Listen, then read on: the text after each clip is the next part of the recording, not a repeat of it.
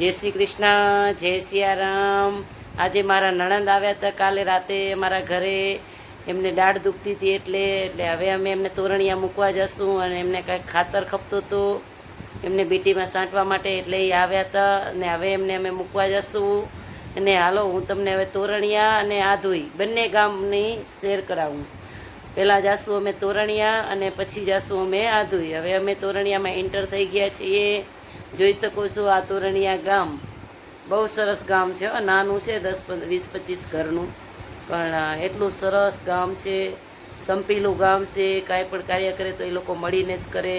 અને હનુમાન દાદાનું મંદિર છે. ગામનો ઝાંપો કે ને આ ઝાંપો છે બરાબર.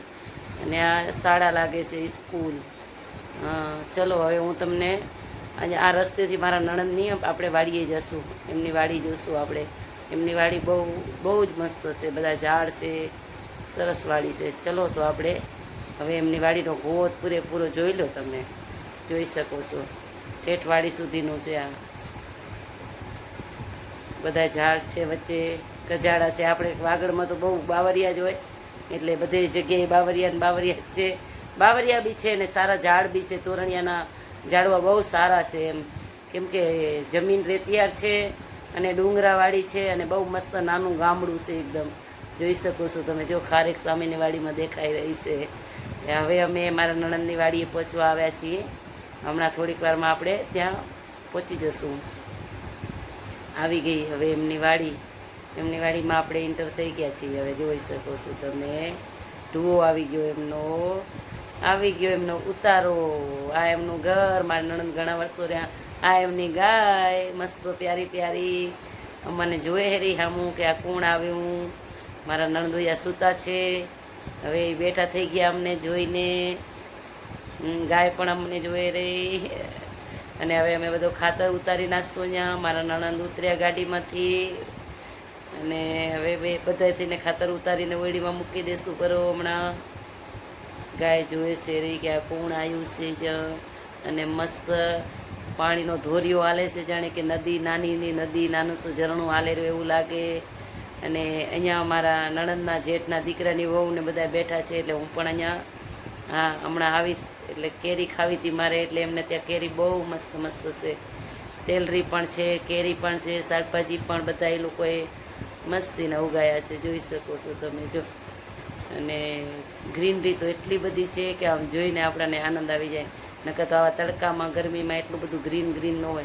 પણ આ લોકોની વાડી બહુ સુંદર. અને મારા નણંદની વાડી ખારેક છે પણ બહુ ઓછી છે. જો દેખાય ઝુંબા તમને? હા, બહુ મસ્ત છે. પણ પહોંચાતું નહોતું ત્યાં, બહુ વધારે હતી એટલે. અને હવે આ બેન જવી બેન વેણે છે લીંબુ, કેમ કે અમને લીંબુ પાણી પાવાના છે. એટલે હવે લીંબુ વેણે છે એમના બગીચામાંથી. મસ્ત લીંબુ છે, એકદમ રસવાળાઓ, એક નંબર. અને એમને ત્યાં બહુ મસ્ત ગુંદા હતા. જો મેં ગુંદાનો બી વિડીયો લગભગ લીધો જ છે. આ નારિયેળ છે, ગુંદા છે, આપણે પાકી ગયેલા ગુંદા છે. જો કેવા મસ્ત ગુંદા ભર્યા છે. કોઈને મન થાય તો આવી જાજો. તોરણિયામાં ભર્યા છે ખાવા માટે. બહુ મસ્ત. પછી મેં કેરી ખાધી અને હાથ ધોયા. હવે એ મને જાંબુ આપશે એટલે હું જાંબુ ખાઈશ. હવે અમે લોકો ખાટલે બેઠા. હવે એણે મને જાંબુ આપ્યા એટલે હું જાંબુ હવે ખાઈશ. લીંબુ બી આપ્યા. બધું બહુ મસ્ત હતું. પછી બેહીને વાતું કર્યું એમનાથી, જવીબેનથી. અને પછી વળી પાછા આંબામાં વળગી પડ્યા, કેમ કે નીચે બહુ સરસ કેરીઓ દેખાતી હતી. એટલે મારો જીવ ના રહ્યો એટલે વળી પાછી ઉઠીને હું કેરીયામાં જ વળગી ગઈ. બહુ મજા આવતી હતી જોવાની જ. આપણે ખાટલા નીચે જ બહુ સરસ કેરી લટકતી હતી. પછી જોઈ શકો છો તમે. બહુ પ્યારી પ્યારી કેરી. વાવ, મસ્ત. પછી હું એમના ભીંડા, કાકડી એ બધું જ ખાવા માટે મને કે ખાઓ તમે કાકડી ને બધું. તો બધું જ હું કાકડી, ભીંડા બધું જોયું, બધું મેં ખાધું. બહુ સરસ લાગ્યું. બહુ મજા છે દેશની. ઓ ભાઈ, બધા કોઈને મન થાય તો આવી જાજો ખેતીવાડી કરવા માટે. કેમ કે ઓરિજિનલ જીવન તો આપણી ખેતી જ છે. કેમ કે આપણે આ ધરતીમાંથી પેદાશ થયા છીએ. આપણી સંસ્કૃતિ જો તો હું ધરતીમાંથી ઉત્પન્ન થયા છીએ, ધરતીમાં સમાવાનું છે. એટલે આપણે તો ખેડૂત છીએ પ્રથમથી. એટલે આપણને આ બહુ જ ગમે, બહુ જ ગમે. મને તો બહુ જ ગમે છે. તો મને કોઈને ગમે તો પાછા આવી જાઓ ગામડે. મસ્ત જીવન છે. પૈસા ઓછા પણ જીવન બહુ જ ખુશીનું છે. જુઓ કેરી વાવ, વડી મીઠી મસ્તીની કેરી છે, એકદમ સરસ છે, બહુ સરસ કેરી. ઘણી બધી કેરી અમે લોકોએ તોડી લીધી, લોકોએ અમને આપી, બહુ બધી આપી કેરી, જોઈ શકો છો, મસ્ત કેરીઓ. હા હા, બગીચો બી મસ્ત. જેટલી ખેતીવાડીની વાત કરીએ એટલી ઓછી પડે, કેમ કે ખેડૂત પુત્ર છીએ અમે. અને પછી બહુ બધા સુગરીના ઘર એ લોકોએ સાઈડમાં ફેંકી દીધા હતા, એટલે અમે લોકોએ બધા લઈ લીધા, લઈ આવ્યા. કોઈને ખપતા હતા, મને ફોન આવ્યો તો મારા માટે રાખજો, એટલે હું લઈ આવ્યા છીએ અમે અહીંયા કને અમારા ઘરે, એટલે રાખી દીધા છે. એક બેનનો ફોન હતો કે મને આપજો, તો જેને જોવે એ મને કહેજો, હું આપીશ. પછી હું મારા નણંદ અમે ત્રણે બહુ બધી કેરી તોડી આવ્યા, થેલો ભરીને મસ્ત. અને છોકરીના ઘર પણ લઈ લીધા, કેરી પણ લઈ લીધી, બહુ સરસ. ડુંગર છે. અને હવે અમે લોકો બે માણસ આધોઈ માટે નીકળી ગયા.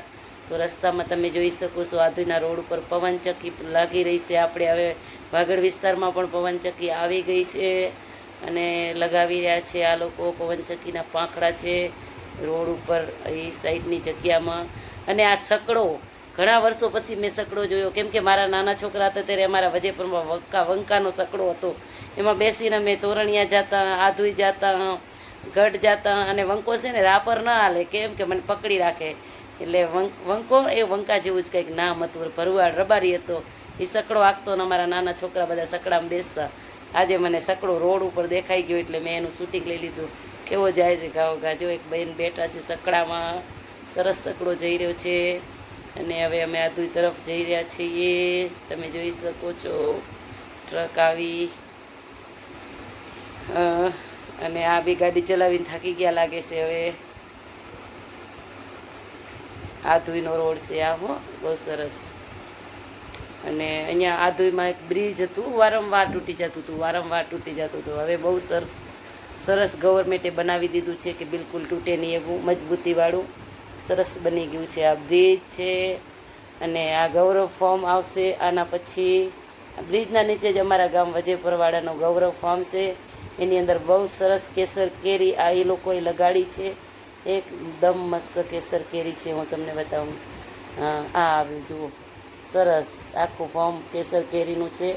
એ લોકોની ગૌરવ દુકાનું છે, એમાં વેચતા હોય છે આ કેસર કેરી. બહુ સરસ છે, બહુ મસ્ત બગીચો છે એમનો કેસર કેરીનો, જોઈ શકો છો તમે, વિરલભાઈનો. અને હવે અમે નીકળી ગયા આધુઈ શહેર તરફ, આધુઈ ગામ તરફ. હવે હમણાં અમે આધુઈ ગામમાં એન્ટર થઈ જશું. આવી ગયું આધુઈ. અહીંયા અમારા સુરાપુરા સતીમાં છે, વેલા બાપા છે. અમે હર વર્ષે આધુઈમાં અમે આવતા આવીએ છીએ અમારા સુરાપુરાના દર્શન કરવા માટે. ઘણીવાર આવતા આવીએ છીએ, પણ શૂટિંગ ઘણીવાર નથી કર્યું. આજે આખું શૂટિંગ કરી લીધું છે અમે. આ છે આધુઈ ગામનો રોડ. અને અમારે જવાનું છે બકાભાઈ કને મગફળીનું બીજ લેવા માટે, કેમ કે અમારે હવે શીંગા વાવવાની છે, મગફળી લગાડવાની છે. એટલે અમે આધુઈ આવ્યા છીએ મગફળી લેવા માટે, બીજ લેવા માટે. ને મારે બી 2-3 કામ હતા, એટલે હું પણ સાથે સાથે આવી ગઈ. કીધું મને બી લઈ જાઓ, એટલે હું પણ આવી ગઈ આધુઈ શીંગાના બી લેવા માટે. અને અહીંયા આવશે સ્વામિનારાયણ ભગવાનનું મંદિર, બહુ મસ્તીનું, બહુ સરસ છે. અને હવે અમે જઈશું લગભગ નવા ઉદયપુરમાં. આ ભગવાન સ્વામિનારાયણનું મંદિર છે અહીંયા સાઈડમાં. અને હવે અમે આવી ગયા બકાભાઈ કને શીંગાના બીજ લેવા માટે. શ્રીનાથજી કે કાંઈક છે, શ્રીનાથજી G24 એવું નામ છે કાંઈક શીંગાનું. એટલે અમે શીંગાના બિયારણ લેવા માટે આવી ગયા. અને એમના કને જે જોતું હતું એ ઓછું હતું, એટલે હવે અમે એક ભાઈની વાડીએ જશું. અને અમારા નણંદે મને ગાયા માટે મવડો વાટીને નાખ્યો, એટલે બધો બોલેરામાં મવડો ભરી નાખ્યો છે. અને અમે આવી ગયા છીએ, આ કોઈક પટેલભાઈની વાડી છે. એ બી અમારા જેમ મુંબઈથી રિટર્ન આવેલા છે, એટલે આ એમની વાડી છે. અહીંયા બી અમે આવ્યા, બધું એમનું વાડી જોઈ. અને હવે અમે આવી ગયા મારી ભત્રીજી રૂડીની વાડી બાજુમાં હતી, ત્યાં આવી ગયા. અને ત્યાં તો અમને એટલું બધું નોલેજ મળ્યું ખેતીવાડીનું. આ તે સરસ. એ તો 50 વર્ષથી 30 વર્ષથી ખેતી કરતા હોય. અને આ બેન ને હું બે મુંબઈથી રિટર્ન જઈએ, એટલે અમે બે વાતો કરીશી કે આપણને અહીંયા બહુ મજા આવે નહીં, મુંબઈ કરતાં તો ઘણું સારું. એટલે અમે બે અહીંયા ઝૂલા ઝૂલ્યા. અને આ મારા જમાઈ છે, બહુ મસ્ત અમને ખેતીવાડી પ્રત્યે બહુ સલાહ આપી કે આવી રીતના કરજો. એટલે અમે તો હજી ખેતીવાડીમાં નવા છીએ, પણ અમને બહુ પ્રેરણા આપી કે તમે આવજો, અમે તમને શીખડાવશું. એ બી ઓર્ગેનિક બધું ટમેટાં અને આ તે વાવતો હોય છે, મરચીની ખેતી કરતા હોય છે. એટલે મારે બી મરચીની ખેતી કરવી છે, એટલે હું બી એમની પાસેથી ઘણી સલાહ લીધી અને એમણે બી ઘણી મને શીખામણ આપી કે આવી રીતના કરજો. અને ઝૂલામાં ઝૂલ્યા અને વાતું કરી અને બહુ અમને મજા આવી ગઈ. જય શ્રી કૃષ્ણ, જય શ્રી